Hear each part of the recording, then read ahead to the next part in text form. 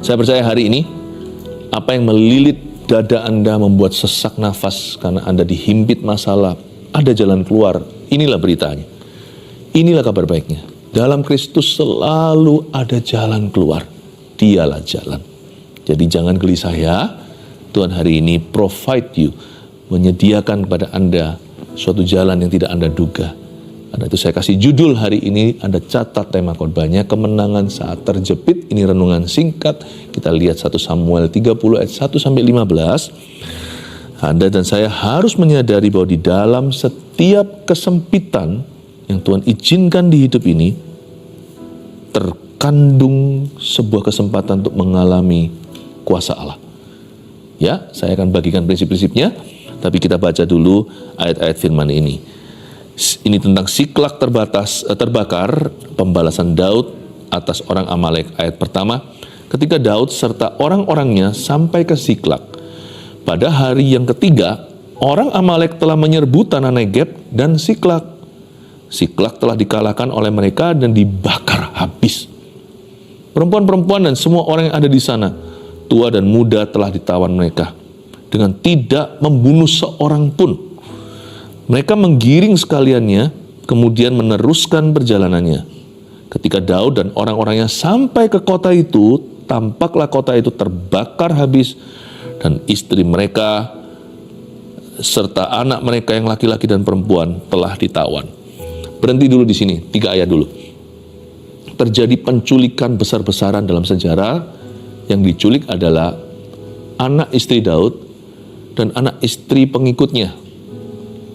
Pengikut Daud itu pahlawan semua. Tetapi kalau istri dan anaknya tiba-tiba raib, dibawa musuh, pahlawan mana yang tidak akan langsung lemas sampai kakinya gemetaran? Ini adalah sebuah kejadian bencana yang dahsyat luar biasa. Ini bukan hanya kesempitan, ini bukan hanya terjepit masalah, ini musibah. Tapi ingat ya, apapun yang kita bisa alami di hidup ini, kalau kita ngikut Tuhan, Tuhan itu membatasi. Pencobaan itu nggak melebihi kekuatan kita. Apapun yang kita hadapi, jalan buntu sekalipun, selalu ada jalan yang Tuhan buka. Hanya perlu mata iman. Kita perlu diterangi hati. Roh Kudus itu perlu mewahyukan. Sebab manusia cenderung panik dan tidak percaya. Karena manusia itu dijajah panca indera, jadi yang dia lihat dan yang dia rasakan, itulah fakta, itulah realita. Tapi Tuhan itu tahu segala sesuatu. Tuhan melihat dari bird eye view. Tuhan melihat dari atas dan Tuhan tahu bahwa kemenangan itu di pihak orang yang percaya kepadanya. Kita baca ayat 1, saya tunjukkan sesuatu. Ketika Daud serta orang-orangnya sampai ke Siklak, mereka kebetulan hari itu, saat-saat itu mereka itu tinggalnya domisili di Siklak. Daud kan masih statusnya buronan, dikejar oleh ayah mertuanya, yaitu Raja Saul. Dan pada hari yang ketiga, Daud habis bepergian. Saya kasih sedikit background latar belakangnya. Daud itu selalu tiap hari ada kerjaan. Dan dia menjadi seperti tentara bayaran. Dan dia pergi berperang, dan dia harus mencari nafkah. Dia pergi kerja hari itu, ke kantor lah versi kita, semangat, tapi pulang melihat suatu malapetaka di rumah. Dan ketika dia pulang pada hari ketiga itu, orang Amalek telah menyerbu tanah Negeb dan Siklak. Siklak sudah dikalahkan oleh mereka dan coba digarisbawahi, dibakar habis loh ya. Kalau gini kan sudah berarti kiamat ya, kalau sudah dibakar habis, tuntas. Tapi gini loh, sekalipun kadang-kadang musuh bisa mendapatkan, musuh itu bisa uppercut ya. Benar-benar musuh seolah-olah menang kali ini, dan kita di pihak yang kalah. Apapun itu juga yang dikerjakan oleh setan dalam kehidupan orang percaya, tidak bisa sampai tuntas.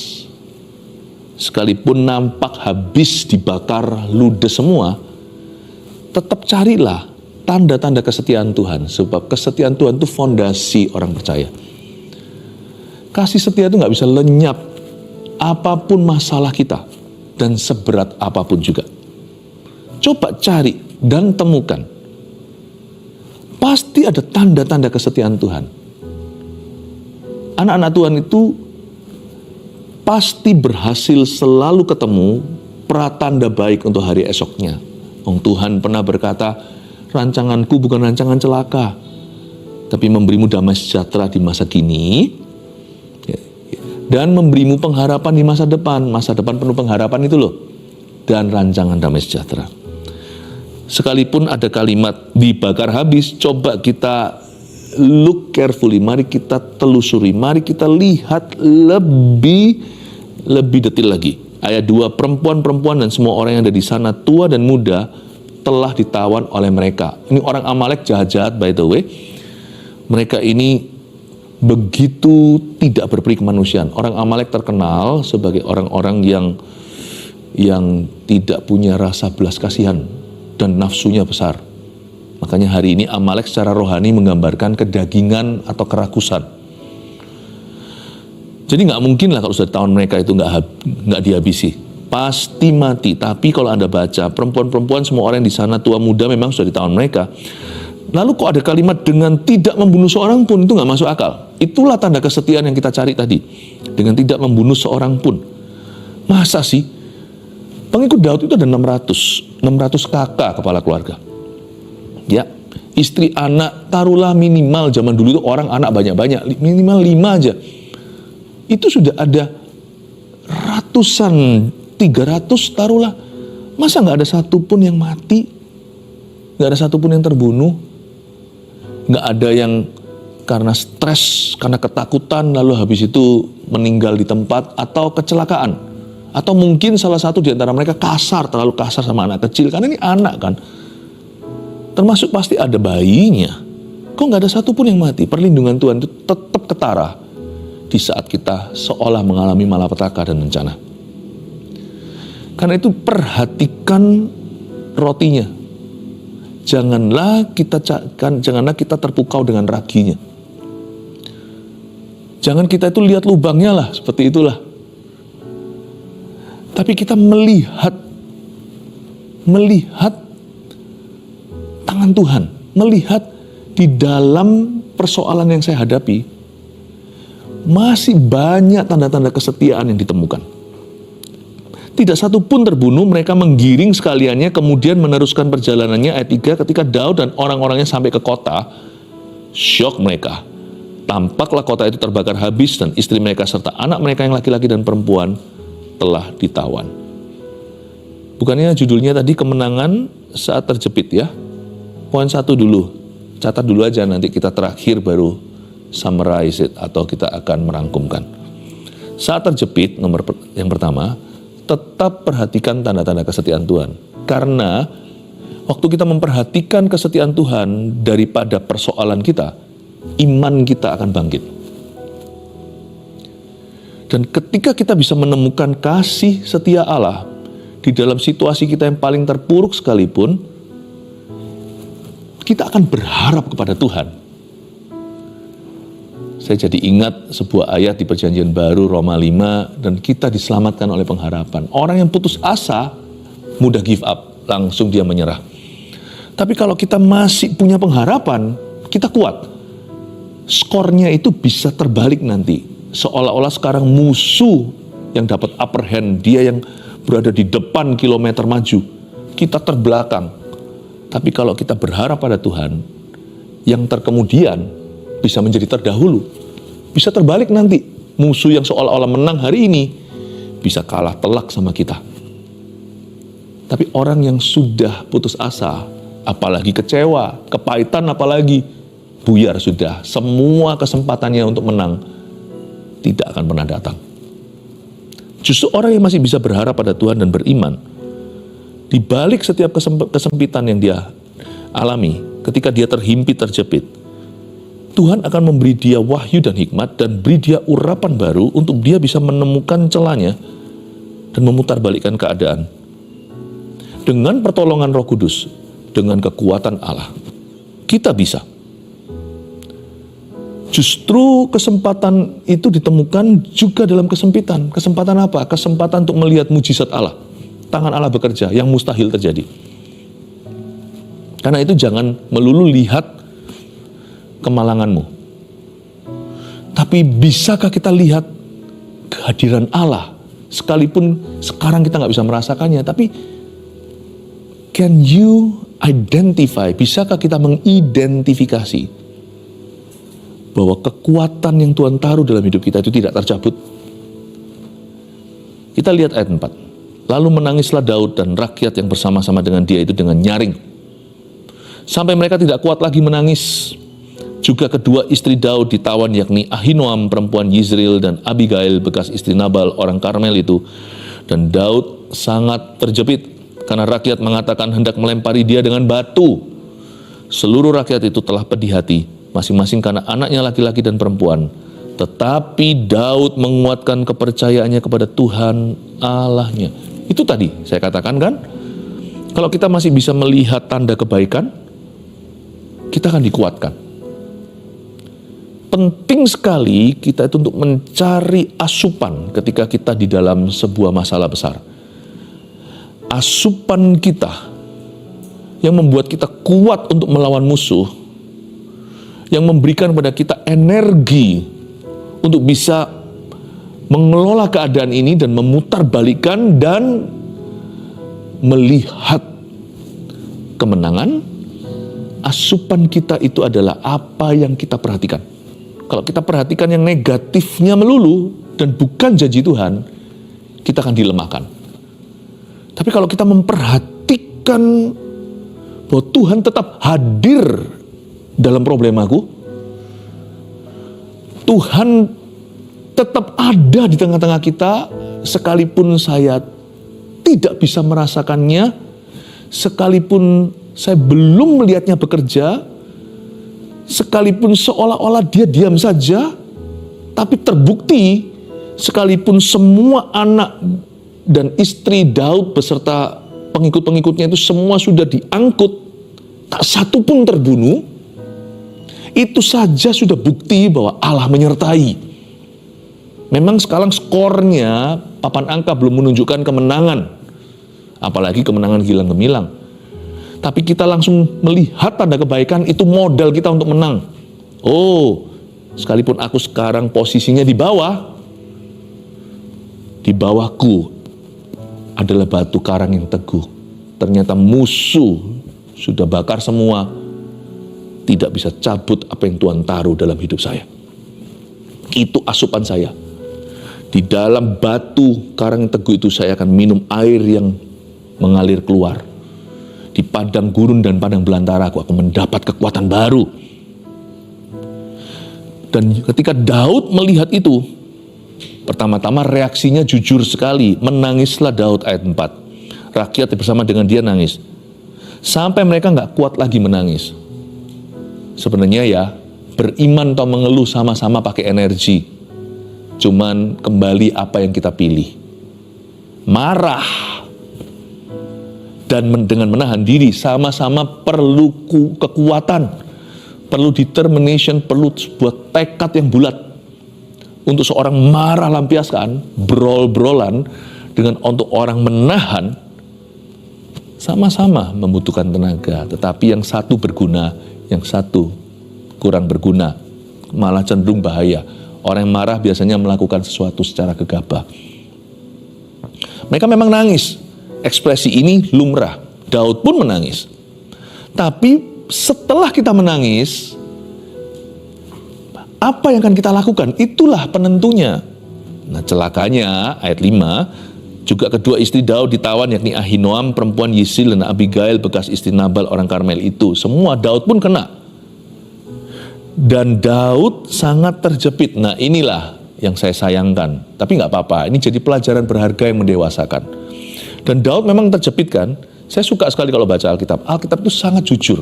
Alkitab itu tidak kasih gula-gula. Alkitab itu ngomong apa adanya. Daud memang terjepit. Dia pun desperate. Tapi dia terjepit lebih lagi karena ayat 6 berkata rakyat mengatakan hendak melempari dia dengan batu. Responnya beda ya antara Daud dengan pengikut. Para pengikut Daud belum dewasa-dewasa amat. Memang nanti mereka dari Gua Adulam itu berubah menjadi pahlawan-pahlawan Daud. Tapi at least paling tidak saat ini di Siklag mereka belum mature. Ya, mereka masih kekanak-kanaan iman. Orang kalau kekanak-kanaan imannya itu gimana? Ketika dia terjepit, dia cari seseorang yang bisa disalahkan. Padahal dulu waktu pergi juga sama-sama persetujuan bersama, sama-sama mereka keluar, cari sesuatu yang bisa bantu, ya kan, mencari nafkah. Tetapi ketika sesuatu terjadi, otomatis Daud sebagai pemimpin yang disalahkan. Padahal itu juga sama-sama kesepakatan. Disinilah, tapi saya nggak bisa salahkan mereka. Orang itu kalau sudah kepepet ya, kadang-kadang dia nggak tahu what to do ya. Cara tergampang adalah lampiaskan. Dan sasaran empuk biasanya adalah orang yang tidak membalas. Dan mereka tahu bahwa Daud itu hamba Tuhan. Jadi sama mereka langsung disikat, udah dimarahnya semuanya itu dicurahkan ke Raja Daud. Mereka hendak melempari dia dengan batu. Sebelum lempar batu mungkin mereka sudah semuanya berseru, gara-gara kamu, kenapa kamu tidak stop aku? Ya, iyalah, Daud tidak marah, Daud tidak benci mereka. Tapi Daud responnya beda, kita baca lagi. Dan Daud sangat terjepit karena rakyat mengatakan hendak melempari dia dengan batu. Seluruh rakyat itu telah pedih hati masing-masing karena anaknya laki-laki dan perempuan. I understand, saya mengerti. Tetapi ini bedanya Daud sama mereka. Tetapi Daud menguatkan kepercayaannya kepada Tuhan Allahnya. Itulah rahasia mujizat dalam cerita ini. Saya kasih bocoran. Nanti ya, kita nggak baca sampai akhir pasal. Semua rakyat Daud, semua keluarga pengikutnya, termasuk keluarganya sendiri, semua kembali ke tangan mereka. Tak ada satupun casualty, tidak jatuh korban satu jiwa pun. Inilah mujizat cerita ini. Tapi jangan lupa di tengah-tengah alur cerita ini ada respon hati yang benar. Kalau enggak tentunya hasilnya enggak akan begitu. Tahukah bahwa Tuhan itu akan mengindahkan pilihan kita yang betul? Andai kata Daud tidak mencari Tuhan, dia tidak akan menemukan pertolongannya. Tapi Daud memilih untuk menguatkan kepercayaannya kepada Tuhan Allahnya. Sedangkan pengikutnya, mereka semua hanya mau menyalahkan seseorang. Tidak heran Daud adalah pemimpinnya. Sebagai pemimpin kepala keluarga, pemimpin perusahaan, atau pemimpin pelayanan dalam sebuah ministry, apalagi jika Anda seorang gembala hamba Tuhan, sudah seharusnya seyogyanya sebagai pemimpin kita harus lebih kuat daripada orang-orang yang kita pimpin. Kerohanian kita harus double-double dibanding mereka. Bukan supaya kita gaya, sok-sokan, tapi supaya kita bisa tolong orang lain. Dan supaya masih ada ruang, bahkan ketika kita sendiri pun dirudung masalah, kita masih bisa memperhatikan orang. Makanya posisi kepemimpinan itu bukanlah sebuah posisi. Posisi kepemimpinan itu adalah sebuah karakter. Karakter Daud adalah mencari Tuhan kalau dia sedang terhimpit sesuatu. Itu yang kita perlu teladani. Apakah hari ini keluarga Saat Teduh Bersama di masa susah? Dunia di masa susah sih. Mungkin Anda juga berada di dalamnya. Kita semua di dalam dunia. Tapi kita punya pilihan, respon hati yang benar pada Tuhan. Makanya itu yang poin kedua, catatlah, kuatkan iman kepada Tuhan saat tidak ada yang bisa diandalkan. Bahkan ketika Daud diperhadapkan dengan pengikut-pengikutnya yang kepahitan, yang mau rajam dia, Daud memilih untuk menguatkan hatinya. Dia bukan menguatkan hatinya dengan positive thinking atau pikiran yang positif. Dia menguatkan hatinya bukan dengan alkohol, bukan dengan pelarian. Dia menguatkan hatinya bukan dengan minta dimengerti atau bergantung dengan opini manusia di sekelilingnya. Dia menguatkan hatinya dengan Tuhan. Kita lihat ayat 7. Ini langkah praktis. Lalu Daud memberi perintah kepada Imam Abiatar bin Ahimelek, bawalah efod itu kepadaku. Maka Abiatar membawa efod itu kepada Daud. Kemudian bertanyalah Daud kepada Tuhan. Lalu Daud tanya sama Tuhan. Katanya, haruskah aku mengejar gerombolan itu? Akan dapatkah mereka kususul? Dan Tuhan, ia berfirman kepadanya, kejarlah, sebab sesungguhnya engkau akan dapat menyusul mereka dan melepaskan para tawanan. Saya kagum. Ayat 7 ini menunjukkan warna asli. Ketika Daud terjepit, dia cari imam. Kalau kita sedang dalam masalah, kita cari orang benar atau orang salah. Kita dengarkan nasihat orang fasik atau nasihat orang benar. Ketika kita itu di dalam satu persoalan, kita itu mengandalkan covenant relationship, hubungan perjanjian seperti suami dengan istri, lalu sama-sama mereka berdoa. Kita menghadapi sesuatu, keluarga, mungkin pekerjaan, lalu mereka sama-sama cari Tuhan karena ini hubungan yang sah. Atau kita pergi ke teman-teman kita, bisa jadi rekan-rekan kejahatan. Bukannya pergi ke berandalan, dia pergi ke hamba Tuhan. Dia cari gembalanya. Dia cari orang-orang yang dewasa rohani. Atau mungkin kalau bukan seseorang di atasnya, dia cari seorang yang bilateral, orang-orang yang sejajar dengan dia, yang sama-sama ingin mencari Tuhan, sama-sama ingin maju, yang hatinya rindu untuk memberkati dan menolong sesamanya, yang doanya adalah supaya Tuhan memakai hidupnya untuk menguatkan orang lain dan menjadi jawaban. Dia tidak berdiri di jalan orang berdosa, duduk dengan pencemooh. Dia cari imam Abiatar dan dia minta efodnya. Baju efod itu baju imam. Pakai cara Tuhan. Dia malah justru cari kehendak Allah dan buka telinga rohaninya. Boleh loh, ketika kita dalam soal persoalan, kita kontak seorang rekan doa kita. Alangkah baiknya kita sudah membangun hubungan semacam itu di dalam rumah Tuhan. Tidak ada salahnya kita berkata, pray for me, atau janji ketemuan. Jangan sembarang cerita, tapi kepada orang-orang yang memang Tuhan taruh di hidupmu. Misalnya kepada pemimpin rohani Anda yang memang terbukti sudah selama ini secara tulus mengikuti Yesus dan selalu Tuhan utus dalam kehidupanmu. Boleh nggak kita kirimkan di live chat, doakan saya. Udah bertahun-tahun saat teduh bersama, tim di balik layar yang Anda tidak lihat wajahnya, bersama dengan kami yang Anda bisa, yang kelihatan di sini, kami berdoa dan mendukung Anda. Saya rasa jalur-jalur seperti ini itu covenant relationship atau hubungan perjanjian seperti hubungan imamat. Daud itu cari hamba Tuhan, dia cari gembala sidangnya untuk mendapatkan counsel atau mendapatkan counseling seperlunya atau mendapatkan nasihat lah. Kata counseling itu kan bukan cerita-cerita, curhat-curhat, bukan. Intisari counseling itu, kata counsel itu artinya nasihat, advice.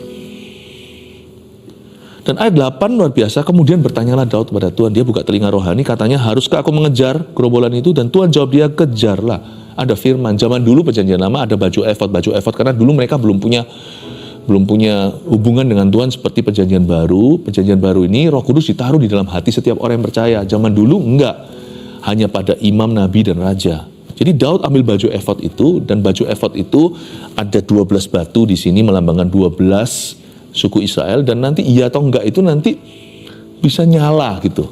Dalam tradisi Israel, mereka mencatatnya bahwa itulah fungsi baju efod. Ya kita nggak tahu ya karena ada dokumentasi, tapi kita tahu bahwa baju efod itu untuk inquiry atau untuk mencari kehendak Tuhan. Tapi sekarang lebih baik lagi karena kita punya Alkitab lengkap. Sekarang jauh lebih baik, kenapa? Jauh lebih aman karena kita punya suara hati di dalam Roh Kudus.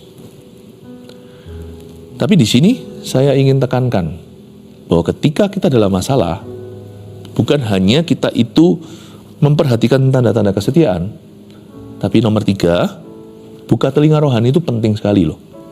Untuk segala konfirmasi Roh Kudus, karena Roh Kudus masih memberi kita konfirmasi, kejar atau enggak. Bisakah, dapatkah mereka kususul? Tuhan berkata, kejarlah, kamu akan menyusul mereka. Loh, kalau tanya sama Roh Kudus enggak selalu dijawab ya. Kalau Anda baca lagi dalam kejadian yang berbeda, Daud itu lagi mau perang, di depan dia ada musuh, Pertama kali dia tanya Tuhan, Tuhan berkata teroboslah. Tapi lain kali di saat yang bersama pada waktu peperangan itu berlanjut, langkah kedua dia tanya lagi, padahal persis skenarionya dan musuhnya juga 11-12, kurang lebih sama. Dia tanya Tuhan, kali ini Tuhan berkata, jangan kau terobos. Kadang-kadang kan kita maunya kan Tuhan doa, Tuhan selalu bilang iya. Kadang-kadang Tuhan berkata, tidak, jangan invest itu. No. Kamu jangan nekat maju. Ada waktunya Tuhan itu akan memberitahu kepada kita, hold it, tahan dulu. Kali ini Daud diberitahu, kamu buat langkah berputar dan tunggu derap kaki di atas pohon. Luar biasa ya. Lalu Daud menang kedua kalinya, malah lebih telak dari yang pertama. Itu cerita lain. Tapi cerita ini kembali lagi, Tuhan kali ini berkata iya. Intisarinya dari dua cerita yang saya sampaikan barusan ini, sebagai ilustrasi, bahwa Roh Kudus itu masihkah memberi konfirmasi. Sampai perjanjian baru dia masih memberimu konfirmasi. Makanya buka telinga rohani. Pasti Tuhan akan berbicara, nggak mungkin nggak. Hanya berbicaranya Tuhan itu nggak seperti yang kita kira. Kalau kita secara jasmani bicara itu kan harus ada kuping, terus ada suara. Suara Tuhan itu bisa lewat pengalaman hidup, atau lewat orang lain, lewat suatu, pasti tidak pernah melanggar firman, tapi juga bisa lewat suatu ayat yang melompat, lewat suatu pengajaran kita dibukakan. Suara Tuhan itu bukan, kalau suara roh itu bukan bergantung dengan kuping dan suara bunyi, tapi Tuhan juga bisa menyatakan satu kebenaran lewat suatu pengalaman. Dan Tuhan masih memberi konfirmasi pada kita. Kadang-kadang pintu tertutup itu juga konfirmasi dari Tuhan. Bukan berarti semua pintu tertutup berarti Tuhan tidak berkehendak. Kadang-kadang kita harus tekun untuk mengetuk. Tapi ada waktunya kita harus membedakan roh tahu bahwa kali ini pintu tertutup Tuhan yang menutupnya. Kalau Tuhan yang menutupnya, jangan kau buka. Tapi jika Tuhan membuka pintu, siapa bisa menutupnya? Kadang-kadang Tuhan izinkan pintu tertutup, ternyata oleh konfirmasi dan tuntunan roh Allah, kita menemukan 7 pintu lain di sisi kanan yang terbuka. Kita nggak pernah tahu ya. Nah, setiap orang kasus per kasus kan beda, makanya kalau ikut Yesus itu harus personal. Prinsipnya sama, tapi tuntunannya beda. Kita lihat ayat 9. Lalu pergilah Daud beserta ke 600 orang yang bersama-sama dengan dia. Nah, kita sekarang langsung tahu jumlahnya. Dan sampailah mereka ke sungai Besor, sementara orang-orang yang mau tinggal di belakang berhenti di sana. Tunggu sebentar di ayat 9. Langsung kita tahu jumlah pengikut Daud saat itu, 600 orang. Tapi, waktu dia kejar, sebagian mereka capek kali ya. Orang-orang atau mungkin staminanya nggak kuat. Mereka itu akhirnya memilih untuk tinggal di belakang dan berhenti di suatu tempat. Nanti di ayat-ayat nanti yang kita nggak baca, 200 orang nggak kuat. Jadi yang ngejar sampai kalahkan musuh itu hanya 400. Daud maju nggak ya? Kalau kita jadi Daud, kita ini sudah outnumber, kita ini jumlahnya udah jauh lebih kecil dari musuh itu yang sudah satu suku, satu bangsa. Dari 600 orang bersama dengan saya, sepertiga nggak kuat, nggak bisa melanjutkan perjalanan. Daud nggak peduli. Ini prinsip. Kita lihat dulu ayat 10. Maka Daud melanjutkan pengejaran itu beserta 400 orang. 200, kita baca sih ya ayatnya. 200 orang yang terlalu lelah untuk menyeberangi sungai Besor itu berhenti di sana. Poin keempat, pakai apapun dan siapapun yang ada padamu. Saat terjepit, bukan manfaatkan orang, ya, jangan jadi orang yang licik, tapi jadilah orang yang tulus, tapi pakailah apapun yang ada di tanganmu. Jangan mengharap lebih. Kalau kita lagi terhimpit, apapun di tangan itu, kalau kita serahkan ke Tuhan, bisa menjadi senjata. Dan siapapun yang bersama denganmu, berjalanlah dengan mereka. Jangan tunggu dukungan lebih besar dari ini. Taat itu seketika. Dan siapapun yang Tuhan sisakan bersama dengan Anda, itulah orangmu. Jangan mengeluh. Kok aku tidak didukung sama semua orang, kok aku begini-begini. Jangan. 5 roti 2 ikanmu itu kau syukuri, nanti itu multiplikasi, memberi 5.000 orang makan. Anda akan terkejut nanti, akan dikejutkan apa yang Tuhan sanggup lakukan dengan the little that you have, dengan yang sedikit yang kau miliki. Terakhir ayat 11 kita baca dulu. Kemudian mereka menemui seorang Mesir di padang, lalu membawanya kepada Daud. Mereka memberi dia roti, lalu makanlah ia. Kemudian mereka memberi dia minum air. Waktu jalan, tiba-tiba di tengah jalan ada orang Mesir. Itu dia sudah mau mati gitu. Dan dia sudah kekeringan, dahaga, dehidrasi. Ternyata tahu nggak dia siapa? Kita lihat ayat 12. Dan memberikan kepadanya sepotong kue ara dan 2 buah kue kismis. Dan setelah dimakannya, ia segar kembali, sebab ia tidak makan dan minum selama 3 hari 3 malam. Jangan lupa, mereka masih dalam pengejaran. Tengah-tengah jalan ketemu satu orang yang membutuhkan pertolongan. Kalau kita jadi Daud, kita stop nggak? Ngapain stop buat orang itu? Aku sendiri dirudung masalah kok. Belum giliranmu. Belum giliranmu yang harus kuperhatikan. Aku harus memperhatikan diriku sendiri. Nah, itu melanggar prinsip belas kasihan. Itu pun sebuah kebenaran. Dan itu juga melanggar yang namanya spirit pelayanan. Mereka berhenti loh. Kagum nggak? Mereka itu sendiri masih belum menentu, belum tahu ini nasib keluarganya, istri anak gimana. Mereka berhenti karena mereka ada panggilan nurani. Ada orang di situ hampir mati dan aku punya roti. Meskipun roti ini juga sebenarnya adalah persediaanku. Nanti kalau perangnya itu berbulan-bulan, gimana kalau aku kelaparan? Berharga ini. Orang itu kalau sudah punya sedikit materi dan terbatas, dan perangnya tidak terbatas, jadi pelit. Tapi prinsip memberi tetap dia lakukan. Turunlah mereka. Ya, mungkin mereka lagi naik kuda, atau kalau mereka berjalan, mereka berhenti dan mereka memberi kepadanya sepotong kue ara dan 2 buah kue kismis, kasih dia air. Itu namanya berprinsip. Tidak tergantung keadaan. Kemudian bertanyalah Daud kepadanya ayat 13, budak siapa engkau dan dari mana engkau? Jawabnya, aku ini seorang pemuda Mesir, budak kepunyaan seorang Amalek. Tuanku meninggalkan aku karena 3 hari yang lalu aku jatuh sakit. Inilah plot twistnya, disinilah indahnya. Kami telah menyerbu tanah Negeb. Orang Kreti dan daerah Yehuda dan tanah Negeb, Kaleb dan Siklak telah kami bakar habis. Lah, ini dia ternyata kunci keberhasilannya. Ini kompas yang mereka perlukan. Kan mereka nggak tahu nih, mereka sudah lari kemana. Daud bertanya kepadanya, dapatkah engkau menunjukkan jalan kepadaku ke gerombolan itu? Katanya, bersumpahlah kepadaku demi Allah, bahwa engkau tidak akan bunuh aku, tidak akan serahkan aku dalam tangan tuanku itu, maka aku akan menunjukkan jalan kepadamu ke gerombolan itu. Inilah yang membawa mereka ke happy ending. 5.